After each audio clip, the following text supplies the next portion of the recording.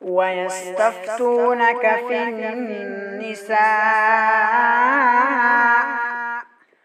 قل الله يفضيكم فيهن وما يتلى عليكم في الكتاب في يتامى النساء اللاتي لا تؤتونهن ما كتب لهن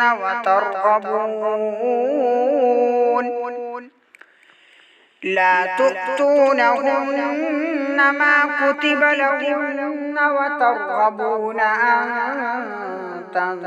تنكحوهن والمستضعفين من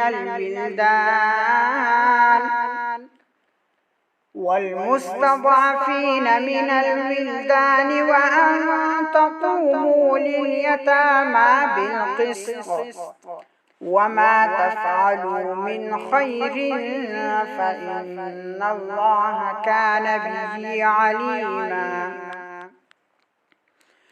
وإن امرأة خافت من بعلها نشوزا أو إعراضا فلا جناح عليهما أن يصلحا بينهما صلحا والصلح خير وأحضرت الأنفس الشح وإن تحسنوا وتتقوا فإن الله كان بما تعملون خبيرا.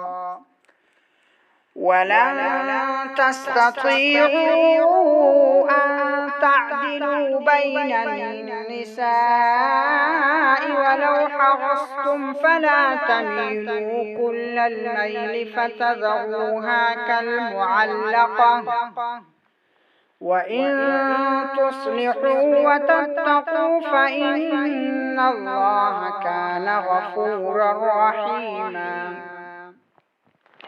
وإن يتفرقا يغن الله كلا من سعته وكان الله واسعا حكيما.